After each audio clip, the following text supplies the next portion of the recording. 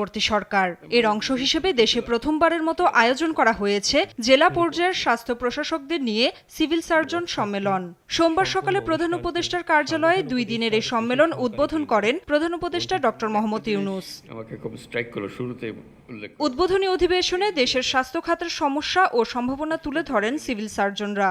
অবৈধ ক্লিনিক ও ল্যাব, ভুয়া ডাক্তার, দালাল চক্র, ভেজাল ওষুধ নিয়ন্ত্রণে সিভিল সার্জনদের সীমিত আকারে মোবাইল কোর্ট পরিচালনার ক্ষমতা প্রদান করা জরুরি। দেশের প্রতিটি মানুষ যেন সময় মতো মানসম্পন্ন, সাশ্রয়ী ও মানবিক স্বাস্থ্যসেবা পায় তা নিশ্চিত করতে আপনাদের ভূমিকা অত্যন্ত গুরুত্বপূর্ণ। আর প্রধান উপদেষ্টা বলেন, সবাই আন্তরিক হলে চলমান সুবিধায় স্বাস্থ্য খাতে আরও 25 ভাগ উন্নতি করা সম্ভব। সমস্ত অভাব এবং ঘাটতির মধ্যেই আমরা এর চেয়ে ভালো করব।